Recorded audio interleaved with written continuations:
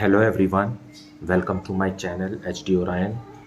हम पढ़ रहे हैं accountancy for class 12 T S Grewal की टेक्स्ट बुक से 2022 edition, chapter 9 company accounts, accounting for share capital. और इस वीडियो में हम पढ़ेंगे over subscription of shares. So let us see some questions from the text book.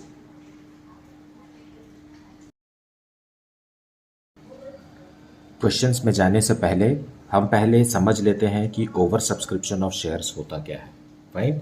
सो जब कंपनी पब्लिक को offer करती है शेयर्स खरीदने के लिए, तो जितने नंबर ऑफ शेयर्स पब्लिक को ऑफर किया गया है उससे ज़्यादा नंबर ऑफ शेयर्स के लिए अगर एप्लीकेशन आ जाता है तो उसे हम कहते हैं ओवर सब्सक्रिप्शन ऑफ शेयर्स।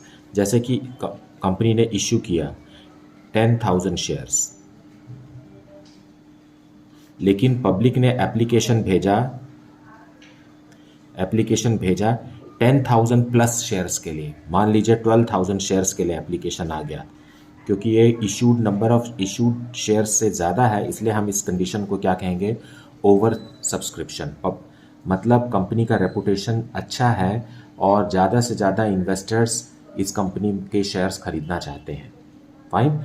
लेकिन कंपनी भी 10,000 शेयर्स से ज़्यादा शेयर्स इशू नहीं कर सकती, मतलब कंपनी इतना ही शेयर्स पब्लिक को दे सकती है। 12,000 शेयर्स के लिए एप्लीकेशन आया है तो कंपनी को कुछ उपाय बनाना होगा। सो फर्स्ट केस है, इसको हम 3 तरीके से हैंडल कर सकते हैं ओवर सब्सक्रिप्शन को। और फर्स्ट है rejection of excess applications. Fine. यहाँ एक्सेस एप्लीकेशंस क्या है, 2,000 शेयर्स के लिए एक्सेस आया हुआ है ना, this is excess to the extent of 2,000 shares. So company क्या करेगी, 2,000 शेयर्स का एप्लीकेशन मनी को वापस कर देगी।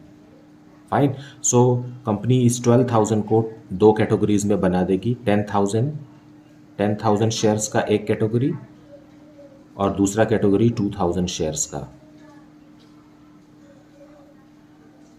और इसे कंपनी अलॉट करेगी। 10,000 शेयर्स इनको अलॉट किया जाएगा और ये जो 2,000 है इनका रिजेक्ट करना, मतलब एप्लीकेशन मनी को वापस कर देना। फाइन। ये हुआ फर्स्ट ऑल्टरनेटिव। सेकेंड ऑल्टरनेटिव है कि पार्शियल और प्रोरेटा अलॉटमेंट। पार्शियल और प्रोरेटा अलॉटमेंट का मतलब होता है प्रोपोर्शनेट अलॉटमेंट। जैसा कि हमने देखा कि कंपनी के पास है तो 10,000 शेयर्स और एप्लीकेशन आ गया है 12,000 शेयर्स के लिए। सो कंपनी क्या करेगी, इनको प्रोपोर्शनेटली अलॉट करेगी। मतलब इसको अगर आप रिड्यूस करेंगे तो 5 शेयर्स है कंपनी के पास और 6 शेयर्स के लिए एप्लीकेशन आया है, तो हर 6 शेयर के बदले में कंपनी 5 शेयर्स अलॉट करेगी। फाइन। सो जिस भी शेयर होल्डर ने 6 शेयर्स के लिए एप्लीकेशन भेजा है उसको सिर्फ 5 शेयर्स ही अलॉट करेगी। तो 1 शेयर को क्या करेगी, 1 शेयर का एक्स्ट्रा एप्लीकेशन मनी कंपनी को रिसीव हुआ है, तो ये जो 1 शेयर का एक्स्ट्रा एप्लीकेशन मनी आया है कंपनी के पास एप्लीकेशन के समय में, उसे कंपनी वापस नहीं करेगी, उसे अलॉटमेंट मनी के साथ में एडजस्ट कर देगी। फाइन। सो एक्सेस एप्लीकेशन मनी को रिफंड नहीं किया जाएगा, इसको नेक्स्ट इंस्टॉलमेंट जो कि अलॉटमेंट मनी है उसमें कंपनी एडजस्ट कर देगी। फाइन। सो ये हो गया सेकेंड ऑल्टरनेटिव। अब थर्ड ऑल्टरनेटिव है a combination of 1 and 2, above 1 and 2 इन दोनों का कॉम्बिनेशन। कुछ शेयर्स का पैसा कंपनी एप्लीकेशन मनी वापस कर देगी और कुछ शेयर्स का excess application money company retain करके रखेगी ताकि उसे अलॉटमेंट के समय में एडजस्ट किया जा सके। जैसे कि अगर हम इसी एग्जांपल को लेते हैं कि कंपनी के पास है तो 10,000 शेयर्स हैं कंपनी के पास और एप्लीकेशन आ गया है 12,000 शेयर्स के लिए।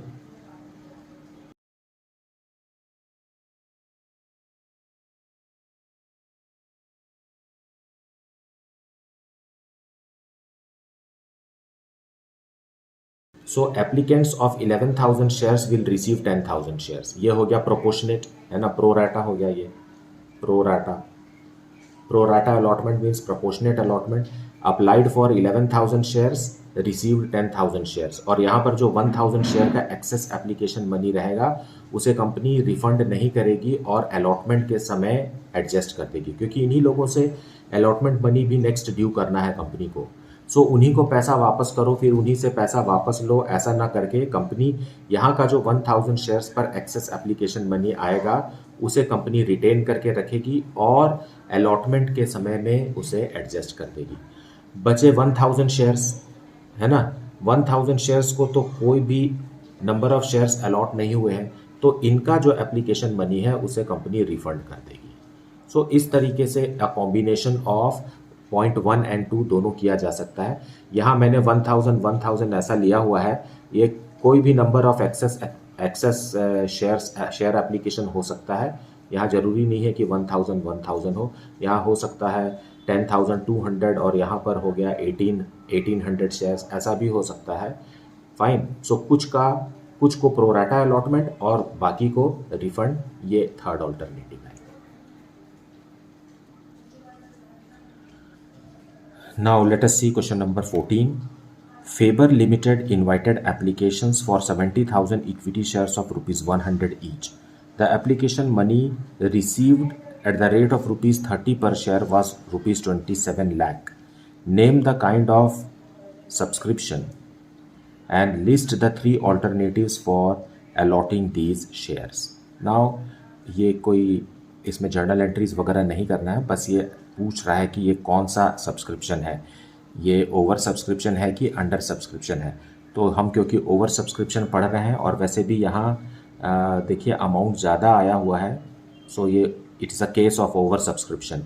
और वो 3 ऑल्टरनेटिव्स क्या है जिससे कि कंपनी इस ओवर सब्सक्रिप्शन को हैंडल करेगी, let us see. So solution 14, Faber limited. Now issued shares कितने हैं?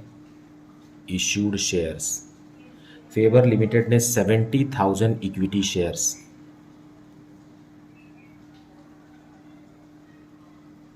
पब्लिक को ऑफर किया सब्सक्रिप्शन के लिए, लेकिन पब्लिक ने 27 लाख रुपीस भेज दिया, है ना। तो सब्सक्रिप्शन के लिए कितना आया? 27 लाख रुपीस कंपनी को रिसीव हुआ है, और ये एप्लीकेशन मनी है। एप्लीकेशन मनी पर शेयर कितना था? 30 रुपीज़, ऐसा लिखा हुआ है। तो number of shares applied for कितना हुआ? 90,000 इक्विटी शेयर्स, है ना। ये तो इश्यूड हुआ और ये क्या हुआ? ये applied for the public applied for how many shares? 90,000 equity shares. So it's a case of over subscription. So ये ओवर सब्सक्रिप्शन है। अब कंपनी इसे कैसे सॉल्व करेगी, कैसे हैंडल करेगी? फर्स्ट केस क्या है? रिफंड।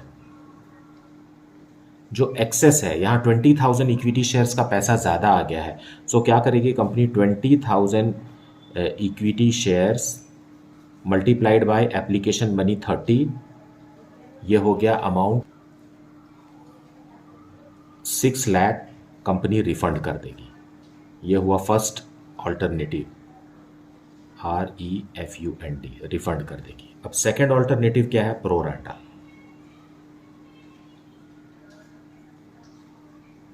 अलॉटमेंट। फाइन। कंपनी के पास 90,000 शेयर्स के लिए एप्लीकेशन आया है, जबकि है कंपनी के पास कितना? 70,000 shares. Okay, number of shares में हम बात कर रहे हैं, है ना, शेयर्स है ये।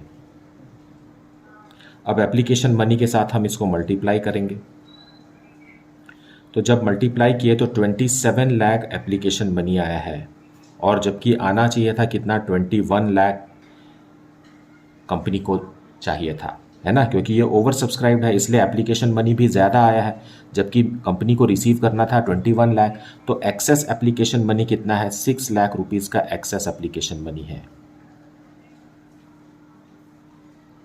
Access application money, fine. यही 6 लाख हमने फर्स्ट केस में वापस कर दिया है। अब कंपनी इसे रिफंड नहीं करेगी, इसे retain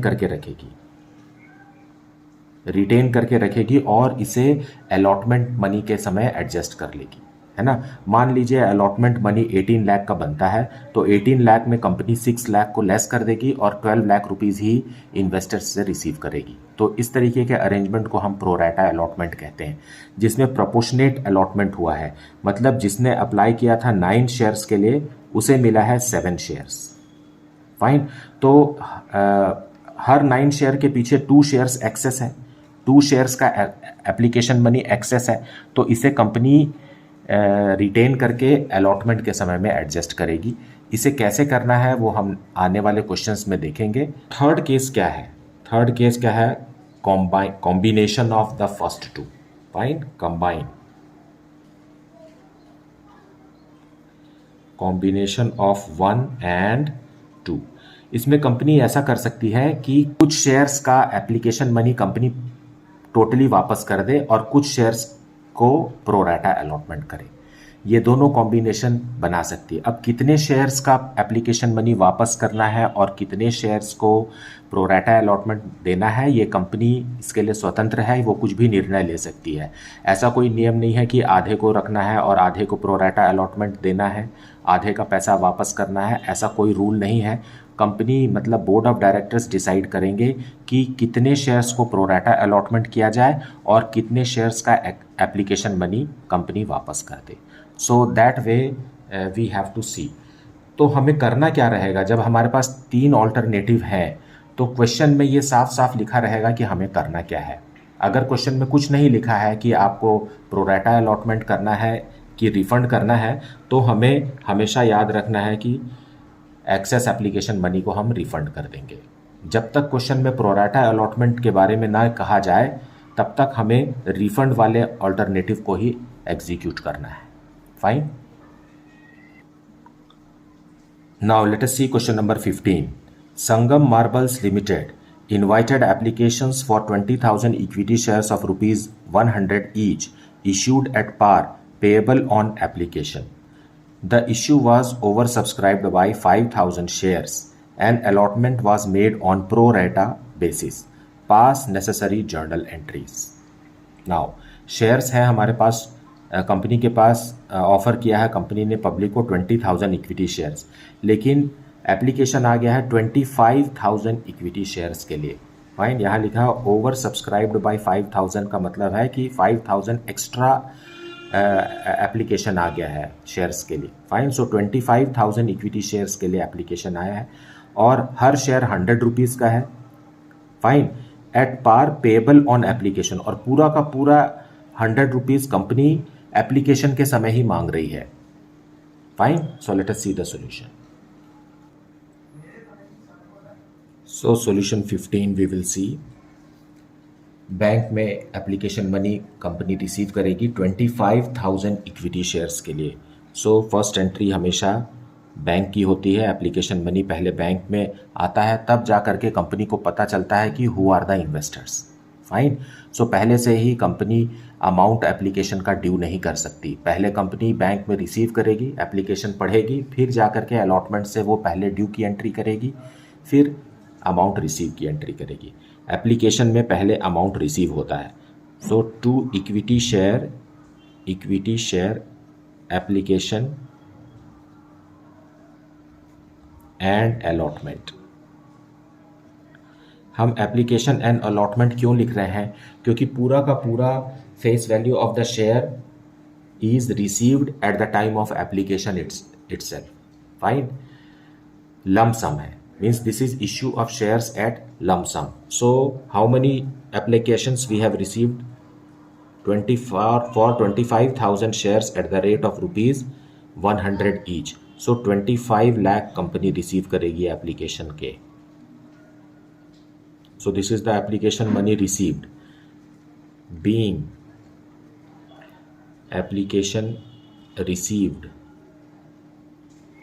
for 25,000 equity shares. Now अब क्वेश्चन में लिखा हुआ है कि and allotment was made on pro rata basis. बताइए, है कंपनी के पास 20,000 शेयर्स और 25,000 शेयर्स के लिए एप्लीकेशन आया है और पूरा का पूरा पैसा कंपनी ने एक साथ एप्लीकेशन पे मांग भी लिया है। और प्रोरेटा अलॉटमेंट भी है। तो अब करना यह होगा कंपनी को, क्योंकि अब कोई नेक्स्ट इंस्टॉलमेंट तो बचा नहीं, पूरा 100 रुपीज़ कंपनी अभी ही मांग ली है ना। एप्लीकेशन के साथ ही दो ऐसा कंपनी ने फरमान जारी किया है।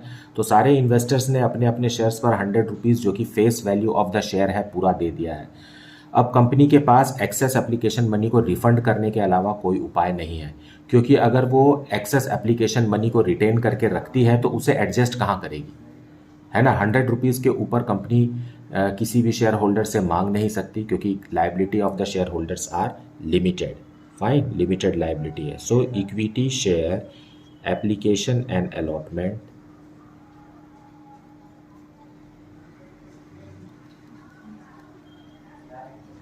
अकाउंट डेबिटेड, है ना। ये हम क्लोज कर देंगे 25 लाख से।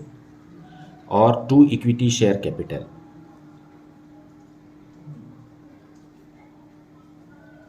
इक्विटी शेयर कैपिटल में उतना ही ट्रांसफ़र किया जा सकता है जितने शेयर्स कंपनी ने पब्लिक को ऑफर किए हैं। तो वो है 20,000 शेयर्स, और पूरा का पूरा 100 रुपीज़ कंपनी ने एप्लीकेशन में ले लिया है। So 20 lakh rupees can only be transferred to share capital. अब बाकी का पैसा कंपनी को रिफंड करना ही होगा। मतलब 5,000 जो एक्सेस एप्लीकेशन मनी है, हालांकि ये प्रोरेटा अलॉटमेंट है ना, प्रोपोर्शनेट, लेकिन बाकी का पैसा कंपनी को वापस करना है। Means 5 lakh rupees will be refunded. Now pro rata allotment का मतलब ये है कि जिन्होंने 25 शेयर्स मांगा है उसको 20 शेयर्स मिला है। मतलब जिन्होंने 5 शेयर्स के लिए एप्लीकेशन भेजा है उनको 4 शेयर्स अलॉट हुए हैं। मतलब 1 शेयर एक्स्ट्रा है ना। हर 5 शेयर्स पर 1 शेयर एक्स्ट्रा है। तो ये 1 शेयर का पैसा वापस कर रही है कंपनी। ऐसा नहीं है कि मतलब सभी एप्लीकेंट्स का पैसा वापस हो रहा है, 20% पैसा वापस हो रहा है, वन कैन से दैट, है ना। Because for every 5 shares applied, the company has given how many shares, 4 shares. So एक शेयर का पैसा, एक शेयर का एप्लीकेशन मनी कंपनी के पास एक्स्ट्रा है। और अब कंपनी नेक्स्ट इंस्टॉलमेंट भी नहीं मांग सकती, क्योंकि पूरा का पूरा 100 रुपीज़ कंपनी मांग चुकी है। तो 1 शेयर का जो एप्लीकेशन मनी कंपनी के पास है हर 5 शेयर के पीछे, वो कंपनी वापस कर रही है। फाइन। सो इसलिए यहाँ बैंक से वापस आ रहा है, तो अब बैंक अकाउंट डेबिट हुआ है, और जब कंपनी दे रही है पैसा तो बैंक अकाउंट क्रेडिट हुआ है। Being transferred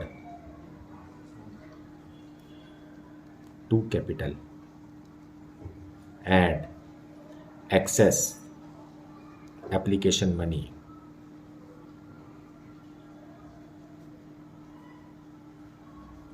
refunded. So this way it has to be understood.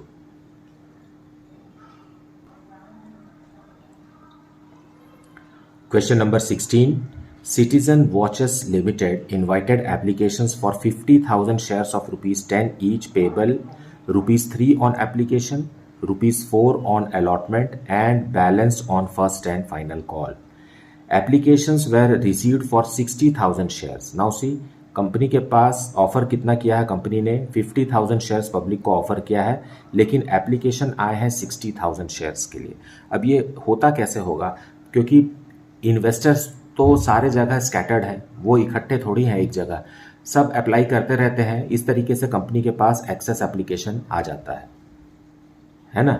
The investors are not knowing that their application can be, means it is oversubscribed now. Fine. So therefore they receive applications from various investors all across the globe. Applications were accepted for 50,000 shares and remaining applications were rejected. So जो 10,000 extra application आया है shares के लिए, वो company ने reject कर दिया। All calls were made and received except first and final call on 500 shares. Fine. और इस तरीके से कंपनी को सारे पैसे जब भी कंपनी ने मांगे इंस्टॉलमेंट्स के मिले, लेकिन 500 शेयर्स पर फर्स्ट एंड फाइनल कॉल का अमाउंट नहीं मिला। Pass the journal entries in the books of Citizen Watches limited. So let us see the solution.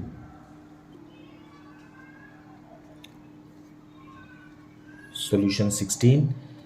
Now applications are received by Citizen Watches Limited for 60,000 shares. So application money पहले receive होता है तो हम receive की entry पहले करेंगे। Bank account debited to share application account. Now 60,000 shares के लिए एप्लीकेशन आया है और क्वेश्चन में देखिए हर शेयर 10 रुपीज़ का है, लेकिन सिर्फ 3 रुपीज़ एप्लीकेशन के समय देना है। फाइन। सो 1,80,000 रुपीज़ कंपनी रिसीव करेगी बैंक में एप्लीकेशन के साथ। फाइन। शेयर होल्डर्स को एक एप्लीकेशन फॉर्म भरना होता है, उसमें जानकारी देनी होती है कंपनी को, और साथ में एक चेक भी भेजना होता है। फाइन। आजकल बैंक को ही असाइन कर दिया जाता है, तो you can go to their respective bank and fill the form and deposit the money there. Online भी ये काम हो जाता है। Fine. So being application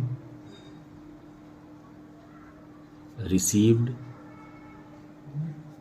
for 60,000 shares।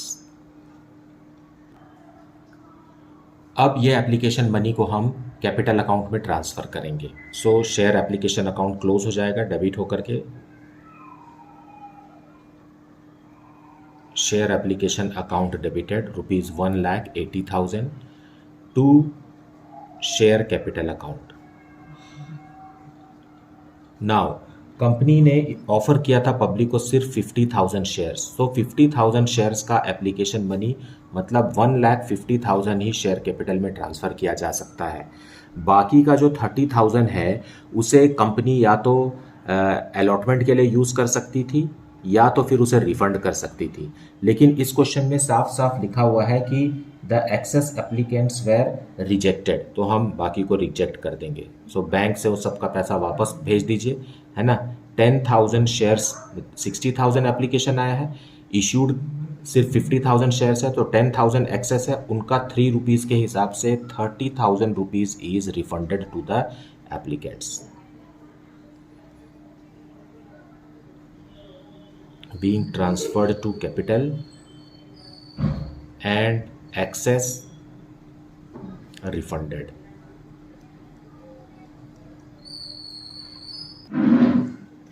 Now अब अलॉटमेंट मनी हमें ड्यू करना है। अब कंपनी को पता चल गया कि कौन कौन एप्लीकेंट है ना। अब कंपनी को बताना है कि किनको किनको शेयर अलॉट हुआ है। जिनको नहीं अलॉट हुआ था उनका पैसा तो वापस कर दी कंपनी। अब कंपनी सेकेंड इंस्टॉलमेंट अलॉटमेंट के नाम पर ड्यू करेगी, मतलब इन्वेस्टर्स को बताएगी कि आपको सेकेंड इंस्टॉलमेंट देना है। तो उसके लिए यही एंट्री को फिर से लिखेंगे हम, शेयर एप्लीकेशन के बदले अलॉटमेंट लिखेंगे। So share allotment account debited to share capital account. अब हमारे पास है तो 50,000 शेयर्स ही, सो 50,000 शेयर्स पर ही ड्यू करेंगे। आपको 60,000 शेयर्स पर ड्यू नहीं करना है ना। एप्लीकेशन 60,000 के लिए आया था, लेकिन कंपनी के पास उतने शेयर्स हैं ही नहीं। कंपनी को अधिकार ही नहीं था कि वो 50,000 से ज़्यादा के शेयर्स इशू कर सके। तो एज ए रिजल्ट 50,000 शेयर्स पर ही कंपनी अलॉटमेंट मनी एक्सपेक्ट करेगी, ड्यू करेगी। Being allotment money due.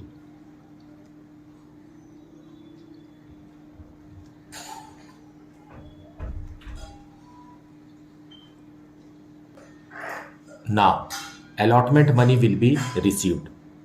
so bank account debit हो जाएगा और शेयर अलॉटमेंट जो कि डेबिट हुआ था वो अब क्रेडिट होकर क्लोज हो जाएगा। और सभी इन्वेस्टर्स ने अपना अलॉटमेंट मनी दिया है, ऐसा क्वेश्चन में लिखा हुआ है, तो पूरा का पूरा पैसा बैंक में रिसीव हो जाएगा। Being allotment money received.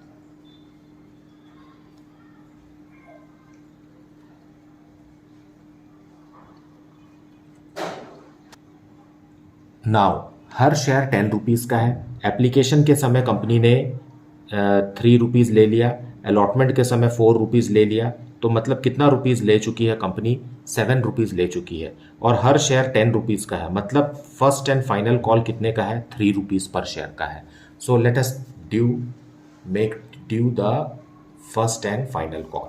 So share first and final call account debited first and final, क्योंकि इसके बाद कोई कॉल नहीं बनता है, फाइनल बैलेंसिंग फिगर है ये, 10 रुपीज़ का शेयर है और 3 रुपीज़ ही अब बचा है। First and final call, account debited to share capital account. देखिए यही एंट्री है, यहाँ पर हम बस फर्स्ट एंड फाइनल लिख रहे हैं, बाकी की सारी चीज़ें सेम हैं। तो 50,000 शेयर्स पर 3 रुपीज़ पर शेयर के हिसाब से 1,50,000 कंपनी ने ड्यू किया। Fine, being final call due. Now we will receive the first call money. So bank account debited to share first and final call. अब क्वेश्चन में लिखा है कि 500 शेयर्स पर फर्स्ट एंड फाइनल कॉल का पैसा नहीं मिला, लेकिन बाकी का तो मिला है ना। तो 50,000 शेयर्स में 500 लेस करेंगे तो कितना आएगा, 49,500 शेयर्स पर 3 रुपीज़ के हिसाब से 1,48,500 रुपीज़ कंपनी को रिसीव हुआ। Fine, being received except on 500 shares. So इस तरीके से हमें बनाना है, और जब पैसा नहीं मिलता है तो हमें बैंक में रिसीव भी नहीं करना है। फाइन, 500 शेयर्स पर फाइनल कॉल का पैसा नहीं मिलेगा, ये कंपनी को बैंक की एंट्री के समय पता चलेगा। ड्यू के समय कंपनी को अंदाज़ा भी नहीं है कि कितने शेयर्स पर पैसे नहीं मिलेंगे। फाइन, सो ड्यू जो रहेगा वो पूरे के पूरे शेयर्स पर जितना भी अमाउंट पर शेयर है उसके हिसाब से ड्यू होगा, लेकिन रिसीव करते समय ही कंपनी को पता चलेगा कि कितने शेयर्स पर अमाउंट नहीं मिल पाया है। जैसे कि इस क्वेश्चन में 500 शेयर्स पर फाइनल कॉल का पैसा नहीं मिला, so as a result bank में हमने उतना शेयर्स कम करके पर शेयर को अमाउंट पर शेयर को मल्टीप्लाई करके निकाला है।